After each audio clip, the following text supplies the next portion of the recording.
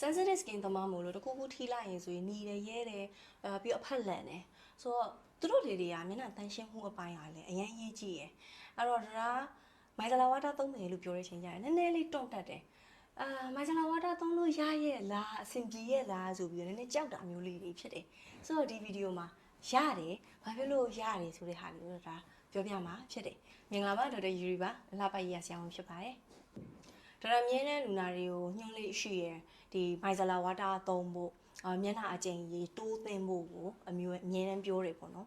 ်တော့သူတို့တွေကကျတော့ sensitive ဖြစ်နေလို့ဆိုပြီးတော့နီတယ်ရားတယ်အဆင်မပြေဘူးမျက်နှာပိုတက်လိုက်တဲ့ချိန်ကျရင်မျက်နှာပိုဆိုးသွားမယ်အဲ့လိုမျိုးတွေဖြစ်တယ်ဆိုတော့မိုင်ဇလာဝါတာပါကိုဖြတ်ဖို့ပြောတဲ့ချိန်ကျရင်သူတို့ကပို့ပြီးတော့မျက်လုံးပြူတယ်ပေါ့နော်ဆိုတော့အဲ့မှာတိထားအမှားကြတော့ဟုတ်တယ်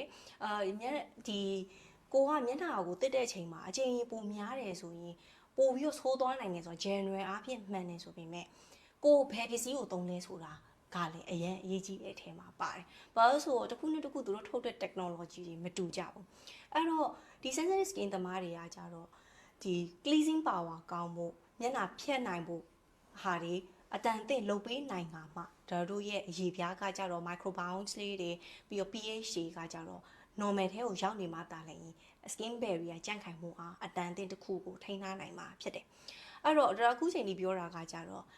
သူတို့ sensitive skin သမားတွေဒီ cleansing လုပ်ဖို့ကိုကြောက်စရာမလိုဘူး micellar water ကိုကြောက်စရာမလိုဘူး။ဘာဖြစ်လို့လဲဆိုတော့အခုခေတ်အနေထားရာကဒါတို့လူတိုင်းအပြင်မှာသွားပြီးအလုပ်လုပ်ရတယ်ဖုန်တွေအရင်များတယ် pollution တွေအရင်များတယ် make up မလိမ့်ဘူး sunscreen မလိမ့်ဘူးဆိုရင်တောင်မှပတ်ဝန်းကျင်ရဲ့ trigger တွေကြောင့်တို့မျက်နှာကမတိမတာနဲ့ဖုန်နေကတ်တာတွေအများကြီးရှိတယ်အဲ့တော့ငကိုတွေက sensitive ဖြစ်ရပါတယ်ဆိုတဲ့အချိန်ကြာမှာအိမ်ကိုရောက်လာတဲ့အချိန်မှာအဲ့ဒီကြီးတွေနဲ့ပြန်ပိတ်ပြီးတဲ့အချိန်ကြာပြန်မဖြတ်တော့ကိုယ့်ရဲ့အရေးပြားကြန့်ခိုင်မှုအားပြန်ပြီးတော့ကျတယ်ငကိုတွေက sensitive ဖြစ်နေတဲ့ဟာလည်းပို့ပြီးတော့နေတယ်ဆိုတော့အားရလည်းပဲပို့ပြီးတော့တိုင်ပတ်တာများကြတယ်ပေါ့နော်အဲ့တော့ဒီအခုတော့ညှို့မဲ့ထဲမှာဆိုရင်ဒီဘောင်ဒါမထဲမှာဆိုရင် sensitive ကို micellar water ရှိရယ် sensitive ကိုဒီဂျယ်မွန်းစင်ရှိတယ်ဆိုတော့အဲ့နှစ်ခုကကြတော့တို့အရေးပြားတွေဒီနေတဲ့ဟာ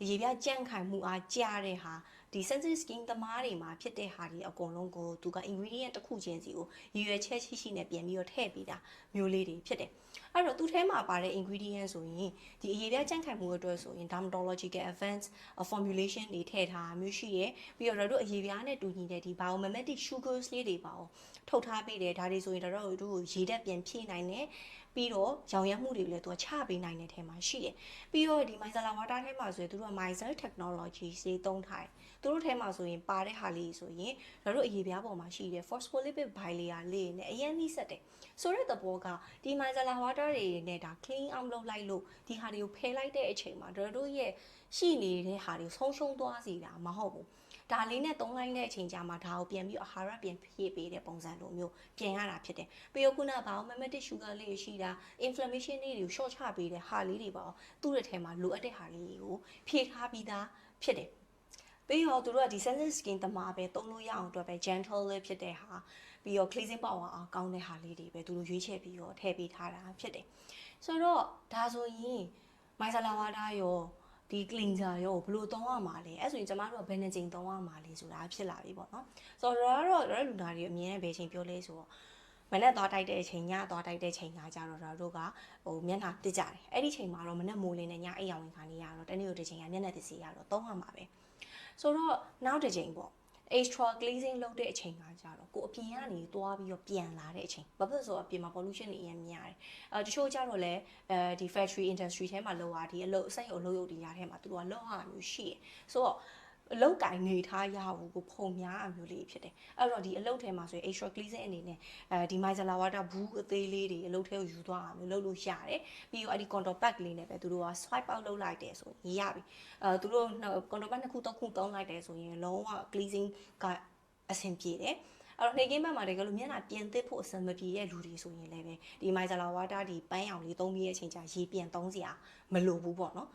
်ကိုလက်သက်သက်လေးနဲ့ပဲ moisturizer ပြန်လိမ့်တာမျိုးလုပ်လို့ရတယ်အဲ့ဆိုရင်မတိမတာနဲ့ cleansing ကတစ်နေ့ကို3ချိန်တော့ဝင်သွားတဲ့သဘောမှာတော့ရှိသွားတယ်ပြီးတော့ပြန်လာတဲ့အချိန်ကျမှညမှအိမ်ရောက်မှရေမှုချိုးတဲ့အချိန်ကျမှပြန်ပြီးတော့ကိုမျက်နှာသစ်စေးနဲ့ပြန်သုံးချင်တာမျိုးလုပ်လို့ရတယ်